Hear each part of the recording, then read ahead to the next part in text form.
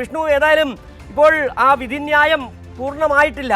പക്ഷേ മനസ്സിലാക്കാൻ കഴിയുന്നത് ഈ ഗവർണർമാർക്ക് ബില്ലുകളിൽ ഒപ്പിടുന്നതിൽ സമയപരിധി നിശ്ചയിക്കാനാകില്ല, ആ ആവശ്യം തള്ളിയെന്നാണ് മനസ്സിലാക്കാൻ കഴിയുന്നത്. പക്ഷേ കോടതി പറഞ്ഞിരിക്കുന്നത് അനിയന്ത്രിതമായി ബില്ലുകൾ പിടിച്ചുവെക്കാനുമാകില്ല. എന്താണ് ചീഫ് ജസ്റ്റിസ് ഓഫ് ഇന്ത്യ അടക്കമുള്ളവർ ഇന്ന് ഇതുമായി ബന്ധപ്പെട്ട് നിലപാട് വ്യക്തമാക്കിയത്?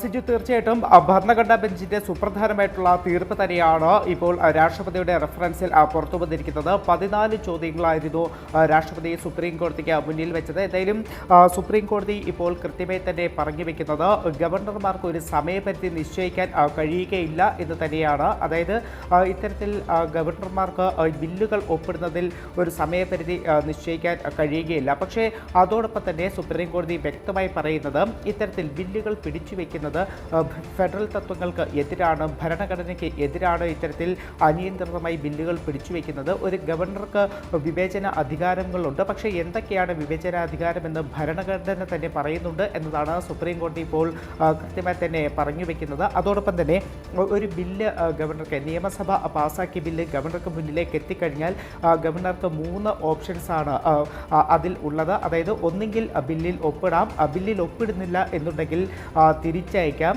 ഈ 2 കാര്യങ്ങളും ചെയ്യുന്നില്ല എന്നുണ്ടെങ്കിൽ ഗവർണർ ചെയ്യേണ്ടത് രാഷ്ട്രപതിക്ക് ബില്ലുകൾ അയക്കുക എന്നതാണ്. അതിൻ്റെ അപ്പുറത്തേക്ക് ഇത്തരത്തിൽ അനിയന്ത്രിതമായി ബില്ലുകൾ പിടിച്ചുവെക്കുന്നത് ഒരു അഭിലഷണീയമായ കാര്യമല്ല. അതോടൊപ്പം തന്നെയാണ് സുപ്രീം കോടതി ഭരണഘടനാ ബെഞ്ച് കൃത്യമായി തന്നെ പറയുന്നത് ഈ ഗവർണർമാർ പ്രവർത്തിക്കേണ്ടത് ഈ ഒരു നിയമസഭയ്ക്ക് അനുസരിച്ചാണ്, മന്ത്രിസഭയുടെ ഉപദേശത്തിന് അനുസരിച്ചാണ് ഗവർണർമാർ പ്രവർത്തിക്കേണ്ടത് എന്നൊരു കാര്യം കൂടി ഇപ്പോൾ സുപ്രീം കോടതി വ്യക്തമാക്കുന്നുണ്ട്. എന്തായാലും ഇത്തരത്തിൽ ഗവർണർക്ക് ഇത്തരം ചില വിവേചന അധികാരങ്ങളുണ്ടെങ്കിലും അതോടൊപ്പം തന്നെയാണ് ചില കാര്യങ്ങൾ കൃത്യമായി തന്നെ ചെയ്യേണ്ടതാണ്.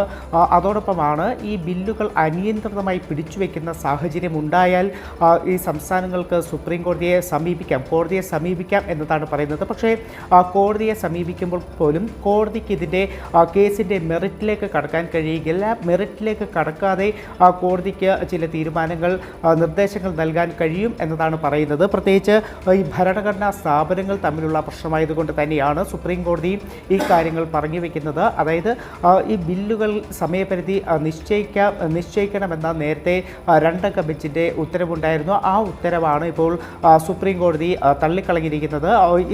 ഇവർക്ക് ഗവർണർമാർക്ക് ഈ ബില്ല് ഒപ്പിടുന്നതിൽ സമയപരിധി നിശ്ചയിക്കാൻ കഴിയുകയില്ല എന്ന് തന്നെയാണ് പറയുന്നത്.